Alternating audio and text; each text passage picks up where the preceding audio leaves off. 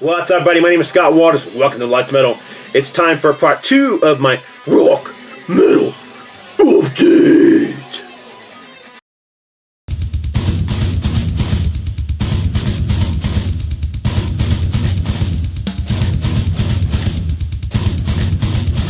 That's right, part 2 of my November 2022 rock and metal update. So, gonna get right into this. This one I picked up more as a curiosity than anything else.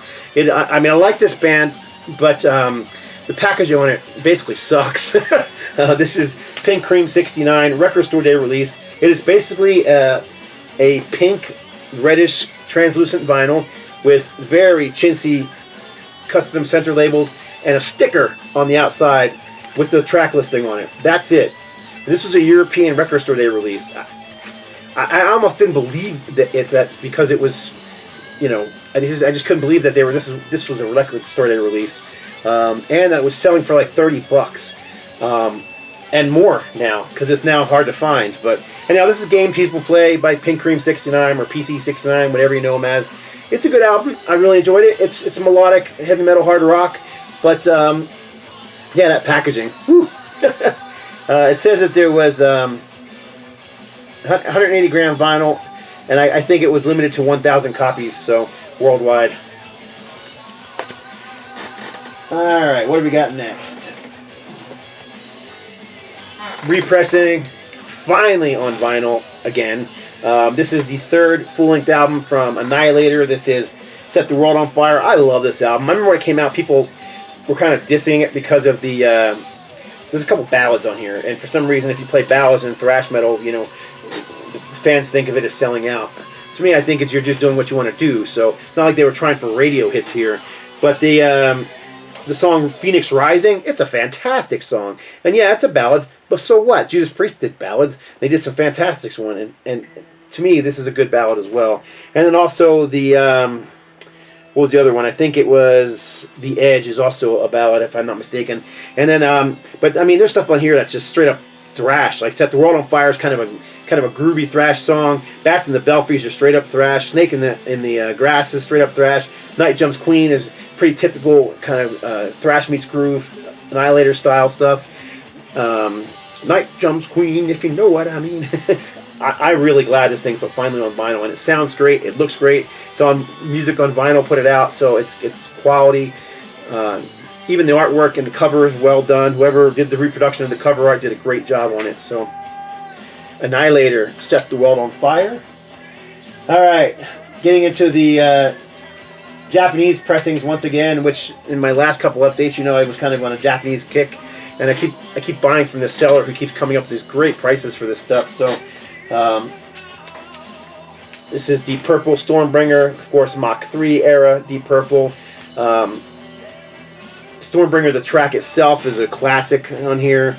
But, I mean, I really like the whole album. Holy Man, Hold On, Love Don't Mean a Thing, Lady Double Dealer, another classic track. You Can Do It Right, Highball Shooter, The Gypsy, and Soldiers of the Night.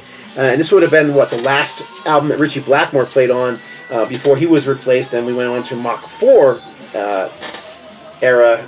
But you do have Glenn Hughes on here, and David Coverdale, John Lord, of course, and Ian Pace. Great album, clean, super clean copy. It's funny, you don't really see beat up Japanese copies very often, but has the OB strip, has the original inserts, has the Japanese insert. So, with shipping, it was under $20. So I jumped on it. And the same thing with this one. This is one of the greatest comeback albums ever from the 80s. This was the Mach 2 era of Deep Purple back together again with Ian Gillan, of course, on vocals and Richie Blackmore on guitar. And yeah, this is a perfect record. I love this album to this day. I play it front to back whenever I want to hear it. To me, it's as good as any of the stuff they did with in the 70s with Ian Gillan. A little different, obviously, because it was the 80s, and it's a little heavier, a little differently produced, but still a great album. So, once again, it has all the inserts, including the Japanese lyric insert and the OB strip. I actually picked up a second copy of this. I passed on my other copy to a friend. But, again, it was like $14.99, which is a great price for a really clean copy of Jeff Beck's Wired. I love Beck's solo stuff, his instrumental solo stuff. And Wired and Blow by Blow and all those kind of albums. I just think they're fantastic and kind of a jazz fusion kind of thing. But this is one of those albums I've loved since I was a kid, and I still play it very often. So I already sent off my other copy to a friend of mine who has also shown it in a video and online 2 times, and he had never actually heard it before, so he was really enjoying it.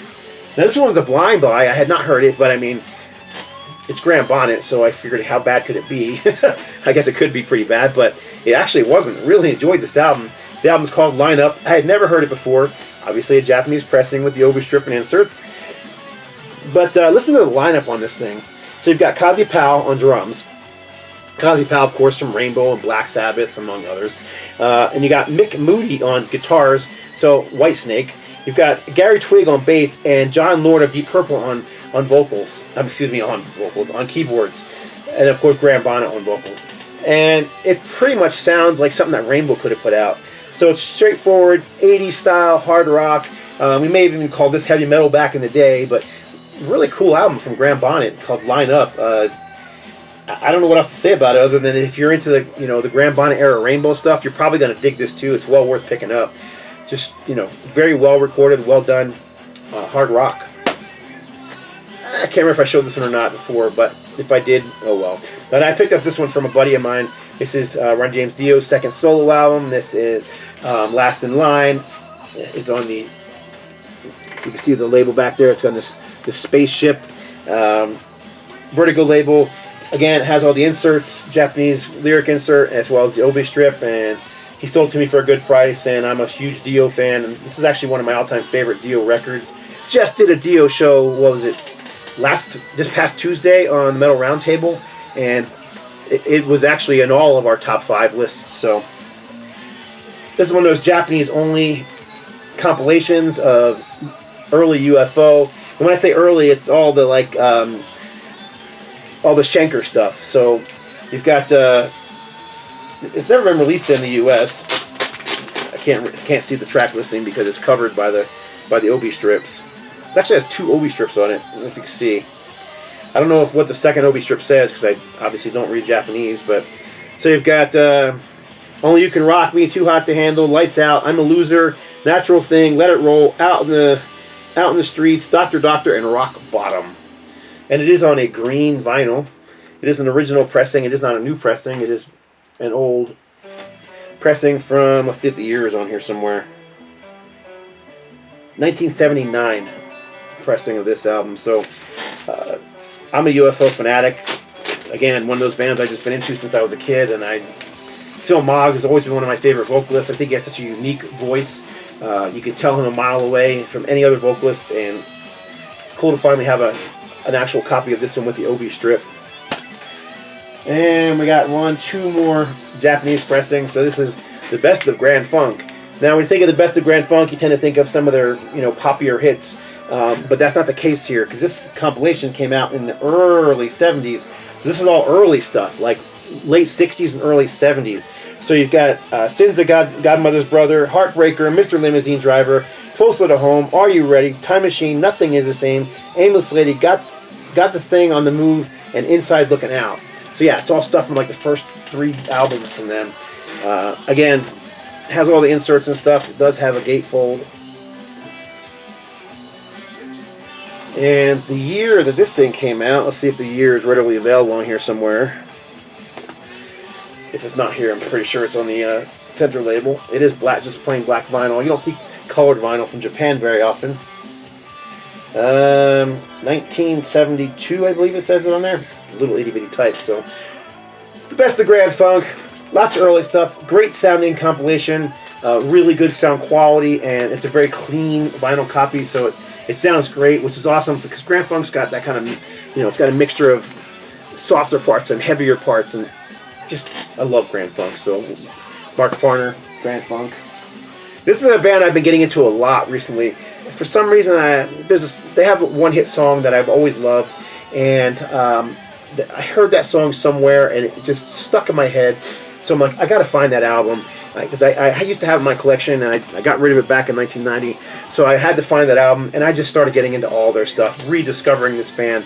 So I'm not going to show everything I picked up for them, because I'd have to show pretty much their whole collection, because I picked up a lot of stuff. but I'm going to show this cool little Japanese pressing. This is 10cc. This is Greatest Hits 1972 to 1978.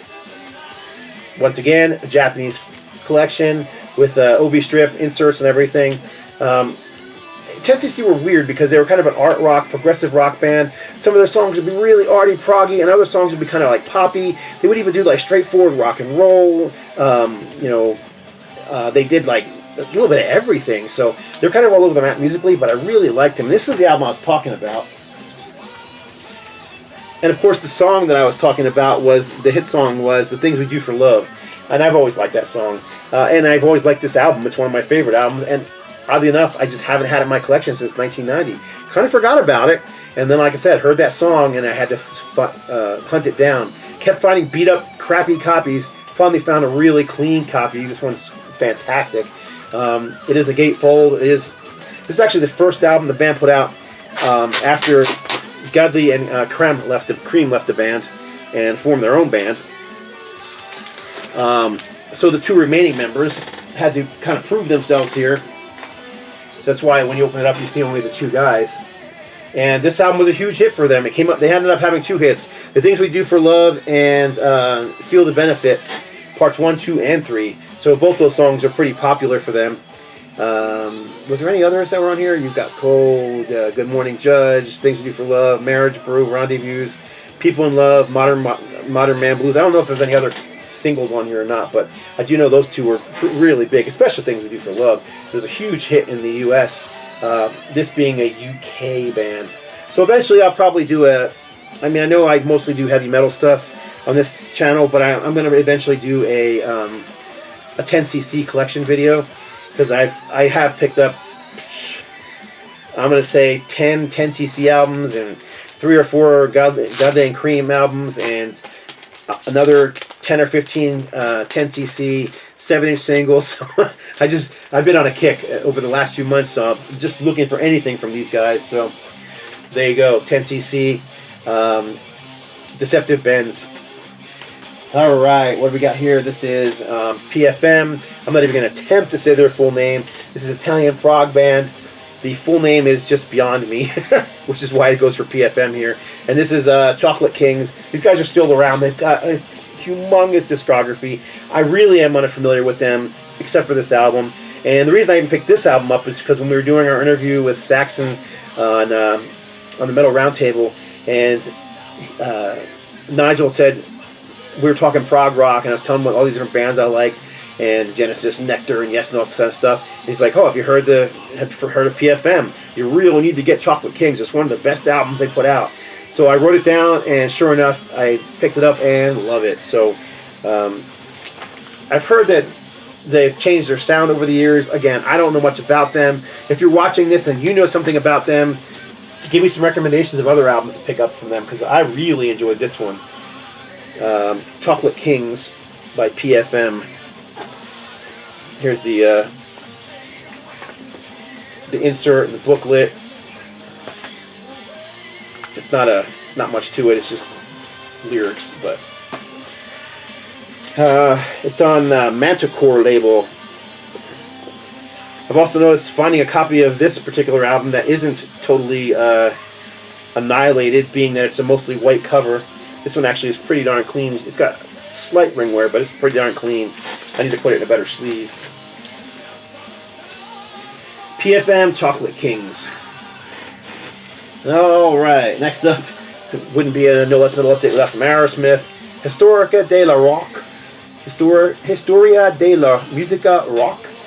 This is Toys in the Attic with new packaging. So this is an Italian pressing of Toys in the Attic from the early 80s under different packaging. There's a whole series of these Historia de la Rock releases. I've got several others, and Ted Nugent comes to mind, Amboy Dukes comes to mind, but I'm always looking for anything from Aerosmith. The interesting thing about this one is I was in a record store in Philadelphia back in the 80s when I was a kid, basically, teenager, and I went in there, this record store, and they had this album in there, and I, of course, was an Aerosmith fanatic back then, but what they wanted for at the time, I just didn't have the money, so I had to leave it behind. So I kind of remembered it in the back of my brain all these years, so I'm always looking for it, Couldn't remember that it was, one of the Historia de la Rock I just remember it was that picture of Joe and Steven. And when I found this copy online, I'm like, I snapped it up instantly. That's it. That's the album I saw back in the 80s in that record store in Philadelphia. Didn't even know what was on it. I assumed it was just a compilation or a live bootleg, but it is not. It is officially licensed Toys in the Attic with a different cover. So there you go. All right, so we got a few singles here. Original pressings. This is Loudness. This is Road Racer. 2 tracks, 12-inch single. So you've got Road Racer back with Shinkiro from 1983, I believe it was. Cool cover art, cool shot of the band. And then a couple from the same band. This is Girlshool. And this is Burning Into the Heat. 2 songs, 12-inch single with Surrender on the backside. And this is these are tracks from the Play Dirty album. Picked this one up really cheap with a bunch of other stuff. I love Girlshool. I kind of love that whole new wave of British heavy metal movement, which Girlshool were a big part of. And they were always kind of called, the female Motorhead. Regardless, I just anything I see by them that I don't have, I pick up. So this is one I grabbed. Now this one I've picked up before, but this is a super clean copy.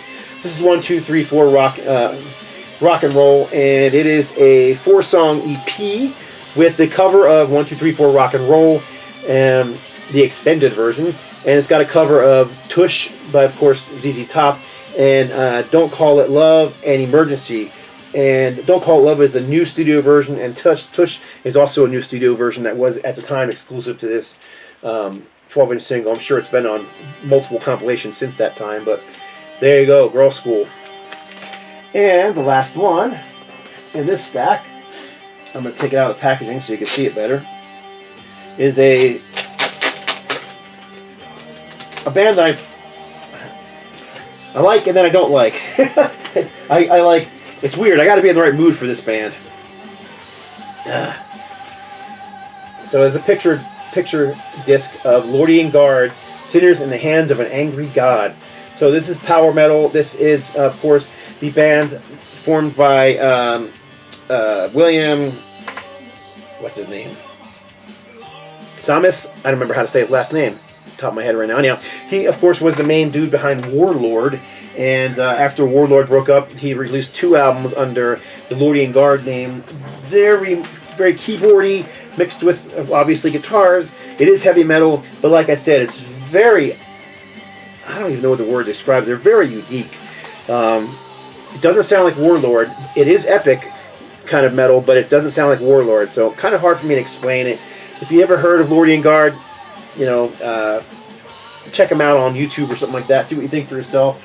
It did come in one of those, plastic sleeves, which I took it out of. One of these, I don't know, polypropylene sleeves, whatever they are. But whenever I have a picture sleeve in these things, they tend to stick to the vinyl, and I just wonder if it's causing damage to the vinyl. So I'd rather put it in a sleeve like this and just keep it on the back, as you see here. I also tend to, one thing I do with picture discs is that I put them in a sleeve, but I'll take a piece of cardboard and put the cardboard in the back too. Keeps it from rubbing up against the other records and getting scratched or destroyed. So anyhow, there you go. Lordian Guard, Sinners in the Hands of an Angry God, picture disc, and that is it for my November 12-inch update. Appreciate y'all watching. God bless. Stay strong.